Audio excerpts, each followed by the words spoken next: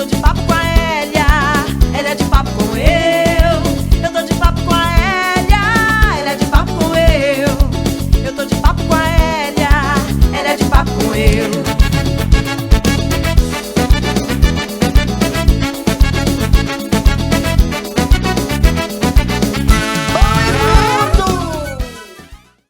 Oi, mundo! Hoje nós estamos em Belém do Pará com o musicista Alessandro Canhão Dias. Alessandro, obrigada por ter aceito o convite de Papo com a Hélia. Seja bem-vindo. Obrigado, Enia. Boa tarde a todos. Espero que todo mundo curta a nossa conversa e a nossa troca de diálogo. Alessandro é marajoara de Ponta de Pedras, toca um instrumento difícil, não sei se difícil, mas diferente do que a gente está acostumado a ver, que é a tuba. Então, ele é um tubista, é professor do Instituto Carlos Gomes, e ele vai contar hoje para a gente um pouco dessa história Marajó para Belém. Sempre no interior, eu creio que a maioria dos discentes, alunos do interior, têm essa mesma dificuldade. E no meu período, na minha iniciação musical, lá com meus 11 anos,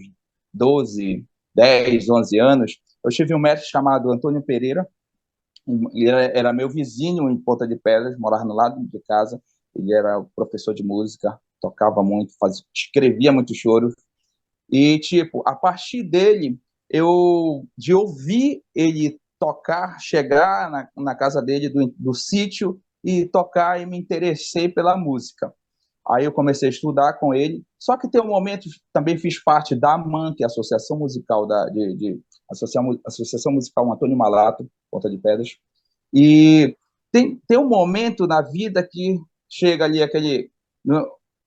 você tem que dar um desenvolvimento, uma sequência na sua trajetória, né? Então, tive que me mudar para Belém, isso com 16 anos, para estudar música, estudar também, não só isso, já pensar em fazer na época ensino médio, fazer o segundo grau na época, para poder a gente ter uma perspectiva de fazer faculdade.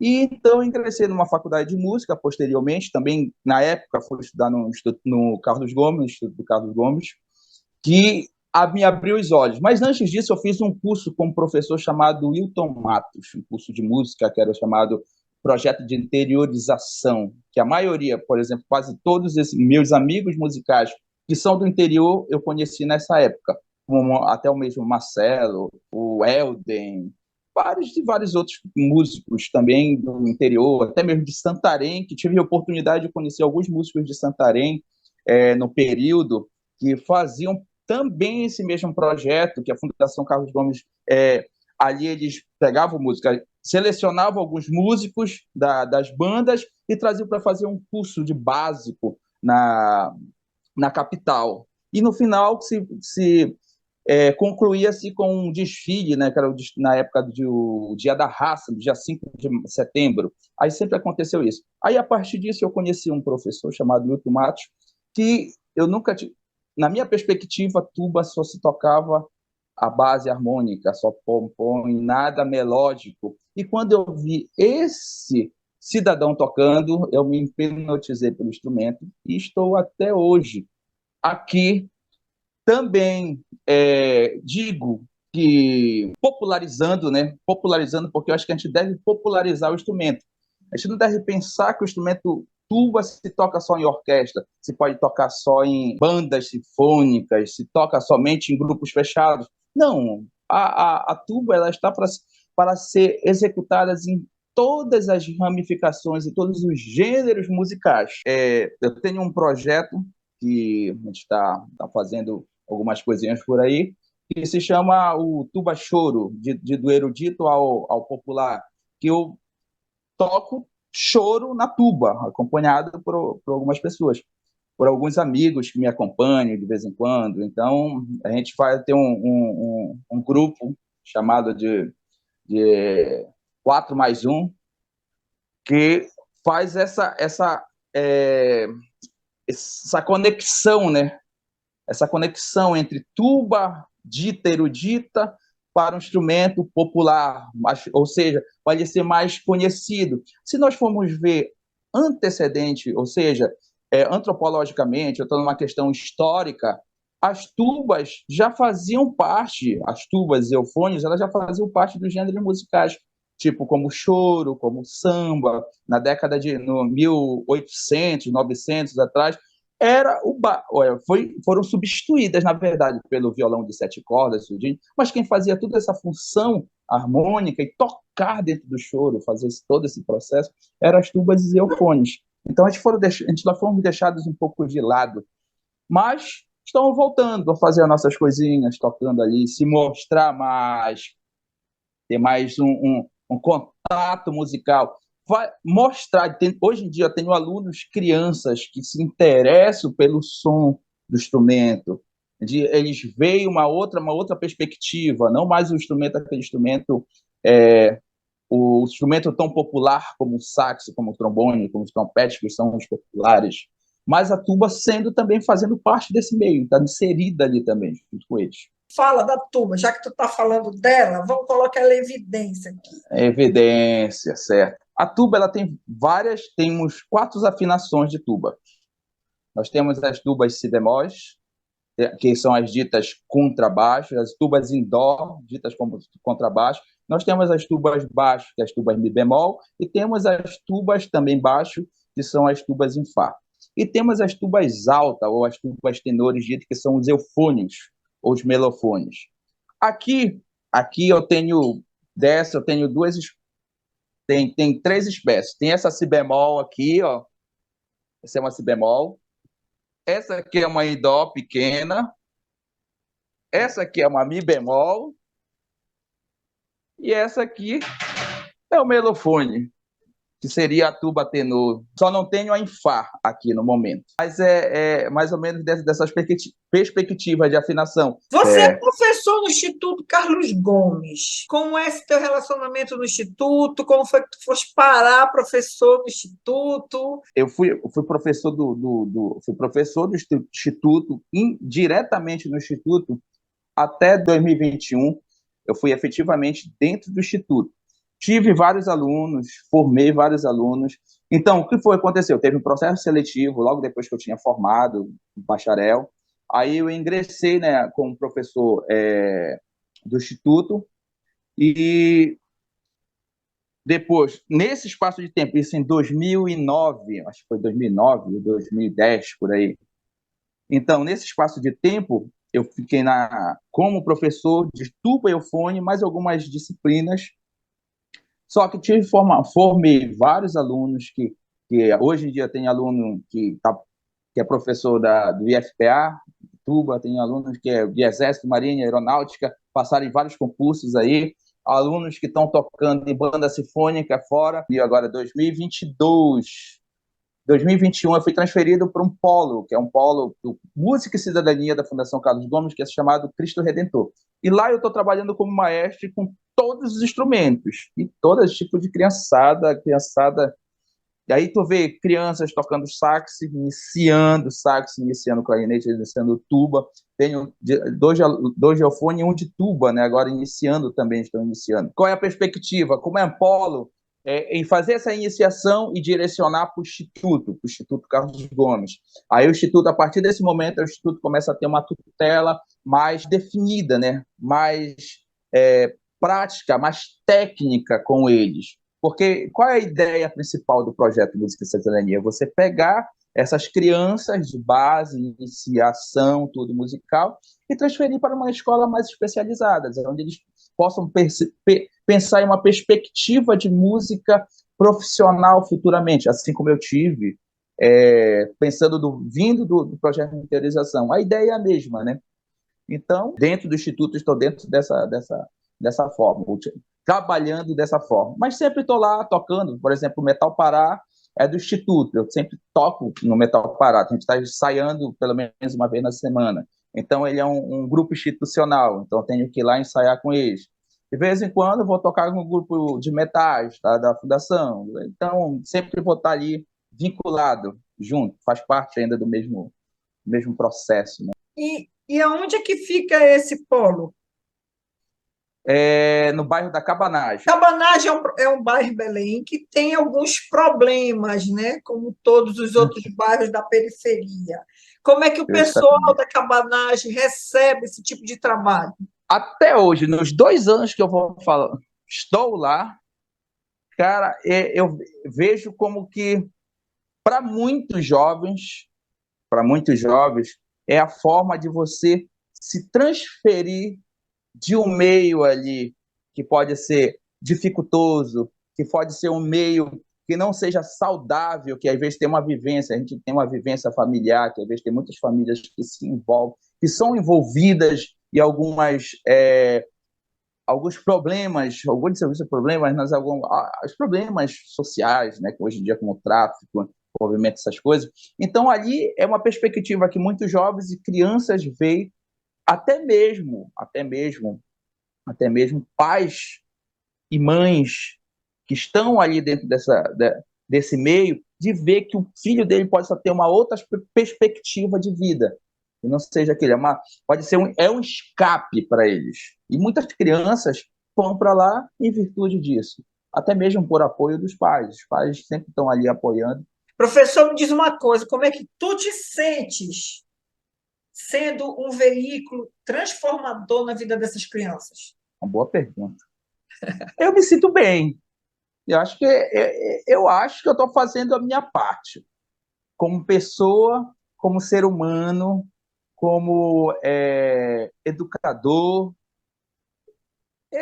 Creio que para um todo eu estou fazendo bem, um bem social.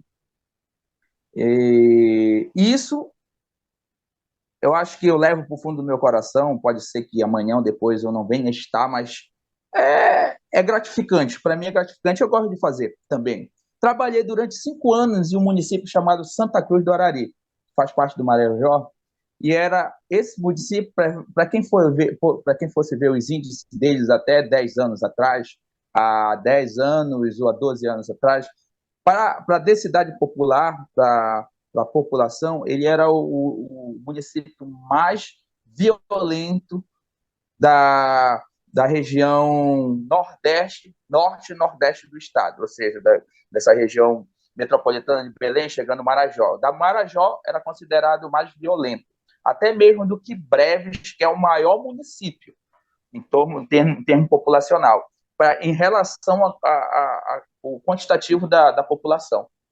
E quando eu fui trabalhar nessa comunidade, nesse município, também pelo projeto de música da Fundação Amazônica de Música, FAM, que hoje se tornou lá a MUSCA, que é a Associação Musical de Santa Cruz do Arari, a MUSCA. Então, antes você tinha, dentro desse núcleo escolar, era filho, os meninos que estavam ali, era pai que se envolvia com roubo de gado, pai que se envolvia com pai, mãe, se envolvia com drogas, pai, mãe que se envolvia com tal. E eles mesmos, muitas jovens, iam para lá como escape. Aí depois você vai ver a transformação. Eu trabalhei durante 5 anos, passei quase 4 anos sem ir lá, 7 anos mais ou menos sem ir lá, não estava como trabalho, e voltei final do ano passado, que eu fui fazer um trabalho lá com um workshop de metais, tudinho.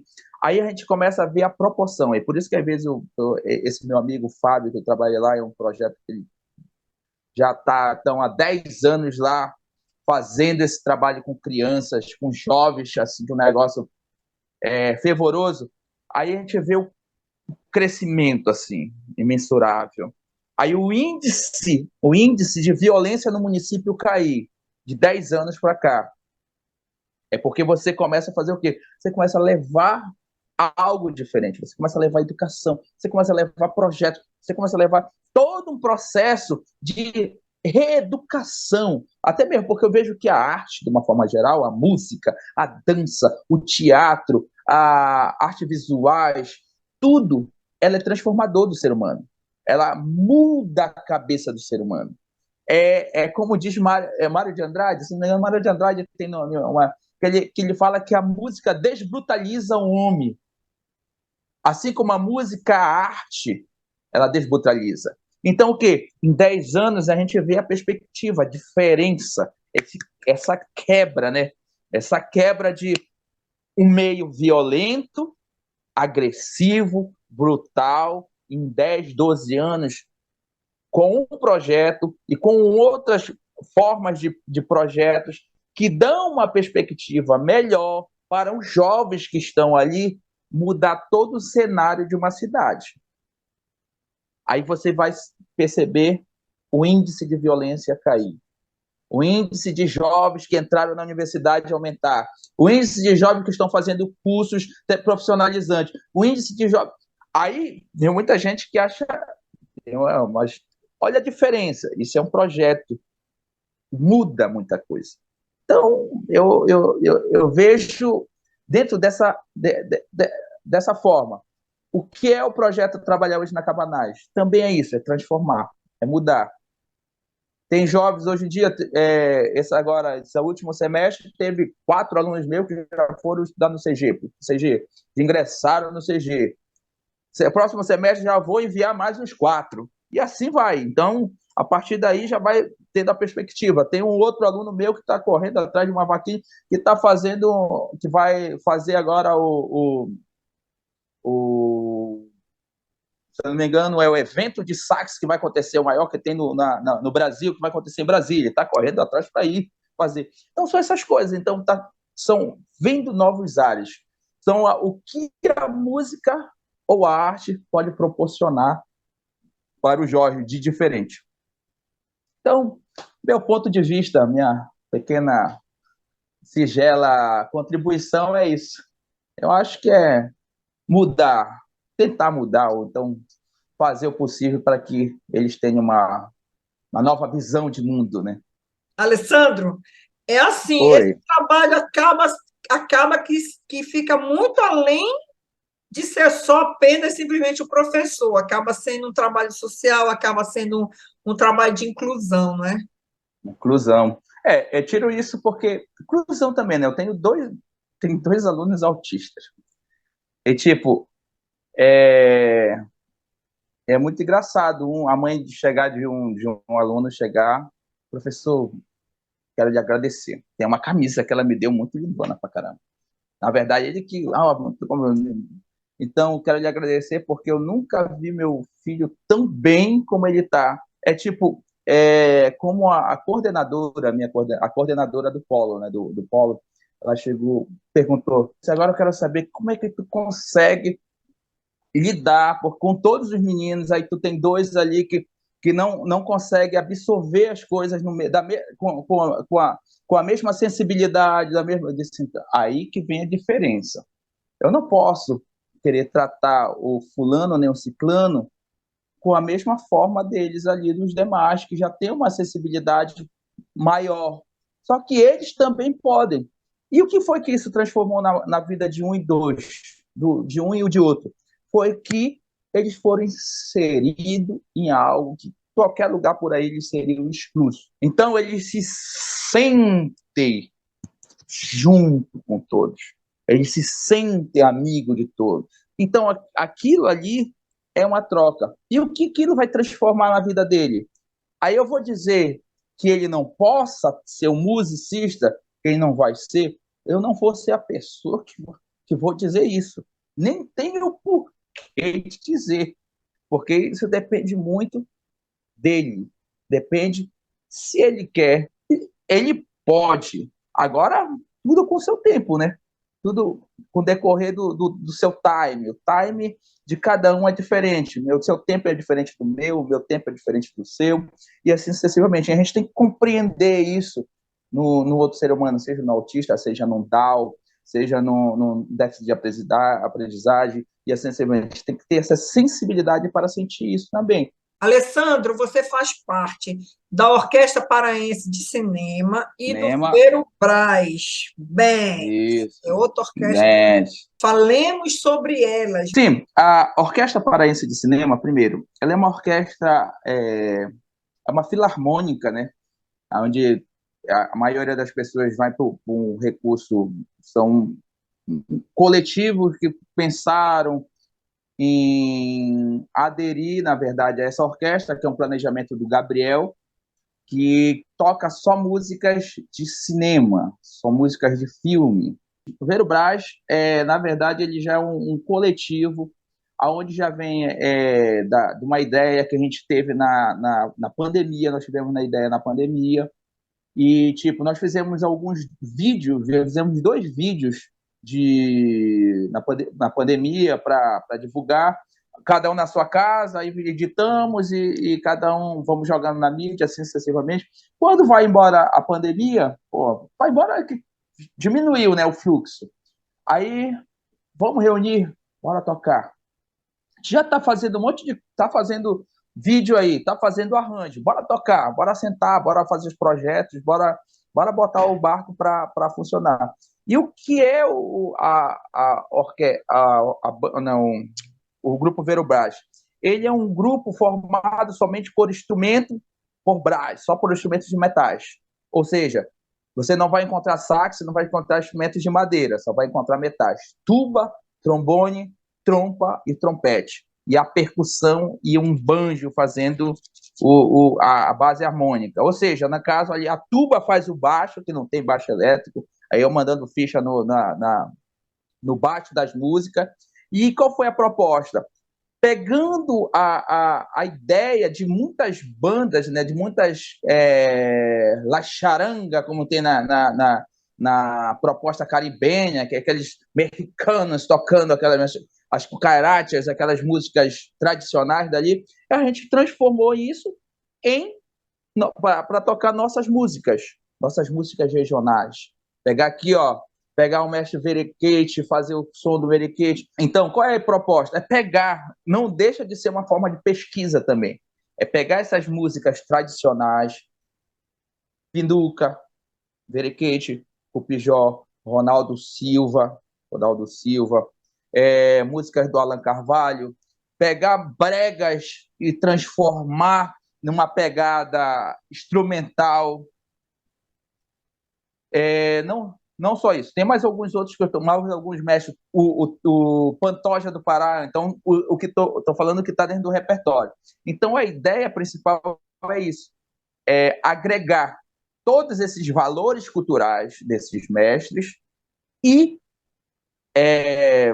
divulgar o som dos instrumentos de metais, das tubas, a tuba fazendo baixo, que ninguém pensa, ninguém para ouvir a tuba numa banda musical, então não, só a tuba ali excluída, não, mas ali a tuba é principal, é baixo, é o baixão da orquestra, do groove, da galera, junto com a bateria, com o banjo aqui fazendo groove. Então tem toda essa atmosfera por trás.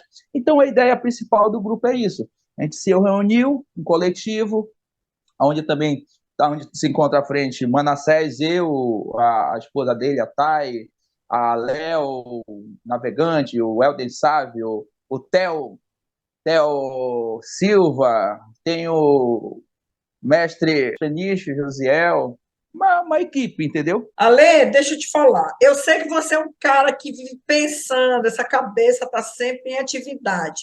Quais são os teus planos, teus projetos? Conta para mim. Agora, eu estou em processo de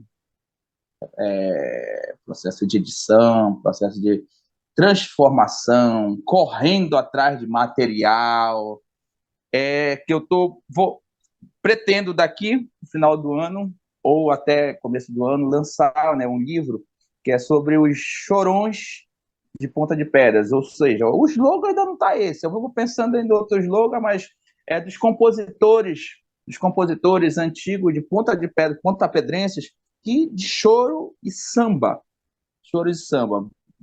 Então, até agora, eu estou com uma base de uns 20 catalogados e já tenho mais da metade editada, então falta correr atrás ainda tenho a parte bibliográfica de quase todos os autores, que não tem como eu não homenagear o meu mestre, que eu vou botar dentro desse álbum, mas desse e-book, né, desse book, 4 choros deles, mais 4 choros e mais uma valsa. E tem um outro mestre, amigão meu, que sempre lá está, completou semana passada 94 anos, mestre Mani. Ele é alma viva, eu fiz uma entrevista com ele pessoalmente, assim, foi que abraçar ele ainda, que ainda continua entre a gente. Aí dele também tem mais 3 músicas, um choro, um samba, e mais 2, um machixe e mais uma valsa, que é uma valsa para a esposa dele, para a dona Neném, que faleceu, né? Infelizmente faleceu, né? Mas tem todo um motivo sentimental por que desse, da valsa dele, né? Aí também tem mais 2 choros do Seu Cesso, que é uma lenda, assim. O Seu Cesso hoje em dia está com 80 anos, completou 80 anos no começo do ano, lançou um livro dele também, tem outro livro que ele tem por lançar, que é sobre a história da música em Ponta de Pedras, que é o Seu Cesso Pereira, também tem 3 músicas dele que vai estar fazendo parte, e o Seu Cesso hoje também, grande parte do acervo que eu estou catalogando também vem desse acervo dele, porque ele é um historiador, tem muita coisa.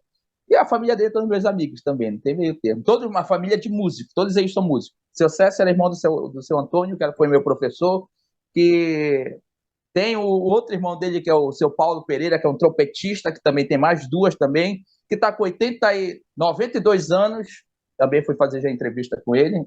Essas pessoas ainda estão tudo, glória ao Senhor, que ainda estão tudo junto ainda. Já dá para chegar corpo a corpo com eles. Aí o que está, por enquanto, aí o Antonico Malato, que é uma machixe, mais uma valsa e mais um choro dele também. E todos esses autores são pontapedrense. Aí eu vou pegar um dos mais novos. Para quem não sabe, Mestre Laurentino é pontapedrense. Então, ele tem um choro, eu vou colocar dentro desse e-book, que é o do Mestre Laurentino. Para quem não sabe, que já desse a gente conversando, o Manel Cordeiro é pontapedrense, também vai inserido mais um. Muita gente que pensa que Manel Cordeiro é de Macapá, outros não, ele é pontapedrense, ele é do meu município. Manel Cordeiro, também vou inserir mais outros, mais algumas coisas dele, mais 2 músicas, acho que ele tem um choro, 2 outras coisas. E estamos nessa base, nesse processo de elaboração, edição. Aí então vai ser o quê? Todas essas músicas elas vão ser transformadas para vários instrumentos, pode ser o tuba tocando, pode ser o saxofone tocando, pode ser o trompete tocando, pode ser o clarinete tocando, qualquer instrumento vai poder tocar, porque elas vão estar transcritas para todos os instrumentos, de acordo com todo instrumento. Aí tem a parte harmônica, que vai estar toda estabelecida, e dentro disso tem algumas delas que vão ser orquestradas. Tem o do Sandoval dos Anjos, que ele foi enradicado, é de Ponta de Pedra, mas ele foi enradicado no Acre, passou muito tempo no Acre, morreu no Acre, foi um fundador da banda de música da polícia de Rio Branco.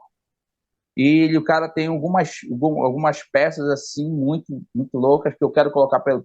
Mas esperamos que daqui para o final do ano, ao começo do ano que vem, já esteja tudo em mão para ser publicado e tocado também. Alessandro, me fala, onde a gente te encontra nas redes sociais? Primeiro, Instagram, Alessandro.Canhão Dias, ou Alessandro Dias, vão encontrar lá. No Facebook, Alessandro Dias, e no YouTube, Alessandro Canhão Dias. É facinho, todo mundo encontra. Bom mundo, agora que a gente já conheceu um pouco do universo do queridíssimo Marajoara, Alessandro Canhão Dias, o que eu vou dizer para vocês? Vem para cá pro canal, que aqui sempre tem novidade, aqui sempre tem músico trazendo ideias, trazendo sensibilidade, como o nosso queridíssimo Alessandro Canhão Dias. Alessandro, muito obrigada pela tua participação. Sucesso. Obrigado pela oportunidade também. Que bom. Eu espero que sucesso total para você, seu projeto aí, o seu canal. Muito muito bom mesmo, principalmente por estar trazendo, né, a cultura amazônica em evidências, a fazendo essa evidência, que nem tu, porque às vezes não é só aquele renomado que está aí no cenário, tem aquele que está com os seus projetos aí começando, iniciando, fazendo também, e também fazendo música e fazendo arte na Amazônia, de forma diferente, com outros estilos, com outras perspectivas, mas muito obrigado pelo convite. Até a próxima. Ela é de papo com eu.